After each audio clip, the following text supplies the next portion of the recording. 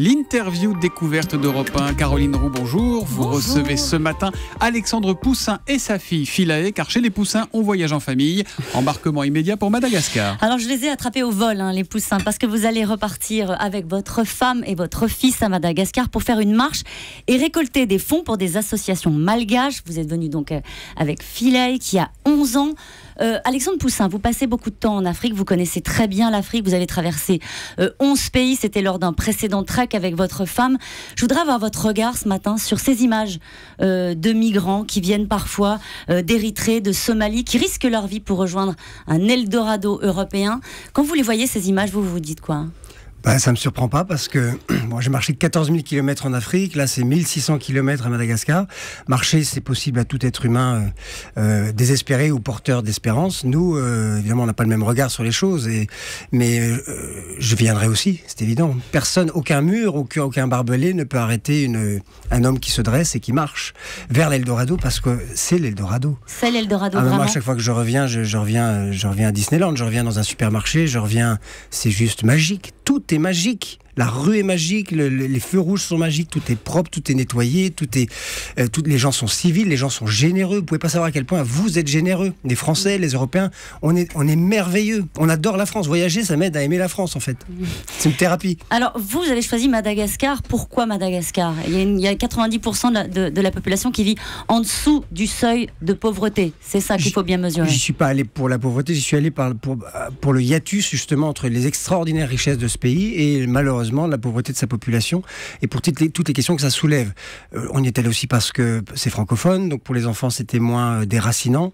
On y est allé pour plein de questions. Il y a 19 ethnies, il y a plein de biotopes, plein de paysages, plein d'animaux endémiques. Donc pour moi c'était passionnant. Je ne connaissais pas aussi, c'est pour ça que je suis allé. Et vous y êtes allé en famille. Je vais donner la parole à Philae, mais pourquoi choisir cet engagement-là ? Vous les exposez à la misère, vos enfants, à des situations qui sont quand même très dures. On va quand même préciser pour les gens qui ne le savent pas que vous voyagez donc déjà à pied, dans une charrette, tirée par 2 zébus.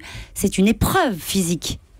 C'est dur, ce qu'on fait est dur, mais les Malgaches le vivent tous les jours. Donc en fait, on voit pas la pauvreté comme de la misère. Il y a un distinguo important à faire entre pauvreté et misère. Pauvreté, c'est comptable, et la misère, c'est vraiment un état moral. La guerre, les migrants, toutes les guerres ont créé des migrants. C'est pas une nouveauté. On ouvre des yeux. En 74, le camp des singes, Jean Raspail avait prophétisé tout ça. Une guerre, la détresse, les gens vont venir, il y a rien à faire. C'est des vases communicants. On peut pas empêcher ça. Nous, la misère, on la constate pas de cette façon-là. On la vit au quotidien et on n'a pas un regard de commisération ou de... Quand on voit des enfants mourir, oui, évidemment, là, on est obligé d'agir. Elle a vu, Philae, des enfants mourir ? Oui, j'en ai vu un. Elle était très mignonne, elle s'appelait Tessa et elle était toute maigre et elle se ressemble un peu à une crevette. Et à ce moment-là, comment ça se passe dans ta tête à toi ? Tu te dis quoi ? J'ai de la chance, tu pleures. Comment est-ce que tu le ressens avec tes 11 ans ? Tu leur en veux à tes parents, au fond, de te montrer ces images-là ou pas ? Non. Non, je leur en veux pas du tout. Je suis même plutôt heureuse qu'ils me montrent la vraie vie et ce qui se passe dans le vrai monde. Et du coup, tu les aides au quotidien ? Qu'est-ce que tu fais avec ces enfants-là ? J'essaye de les aider un petit peu. Comment tu fais ? Premièrement, j'essaye de leur faire des sourires. Ensuite, j'essaye d'être amie avec eux. Et puis, mes parents et moi, on essaie de faire, par exemple, des missions humanitaires comme on a fait Armada. Alors aujourd'hui, tu es devant moi, devant nous. Tu ressembles à ma petite fille, qui a 11 ans aussi. Tu vas à l'école, donc tu es rentrée en 6e. Mais le problème, c'est que toi, tu vas faire 1 mois en 6e. Puisque là, tu rentres en classe, mais au fond, tu sais que tu vas repartir à Madagascar. Sincèrement, on oublie ton papa. T'aurais pas envie de rester ?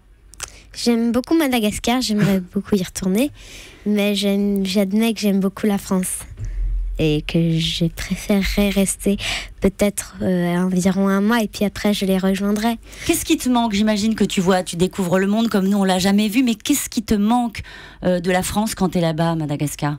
C'est mes amis particulièrement, ma famille, mes cousines, mes chats. Éventuellement.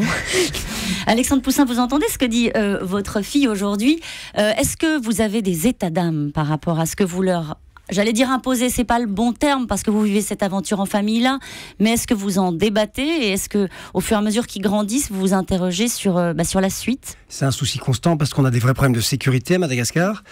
C'est très tendu et très dur ce qu'on vit. Donc là, ça fait 16 mois qu'on est sur la route et on se dit que pour les enfants, le temps est beaucoup plus long et qu'il est peut-être temps pour eux de rester peut-être un trimestre en France. Ils nous rejoindront à Noël. On est dans ce questionnement-là. J'ai pas la réponse. Ils vont peut-être repartir dans un mois. Mais on en parle beaucoup, on en débat beaucoup en ce moment. Philae, tu sais nous dire au revoir en malgache? Veloum. Allez, Veloum. À demain. Ça. À demain. Merci beaucoup. Bon voyage. Revenez nous voir. Racontez-nous comment ça se passe.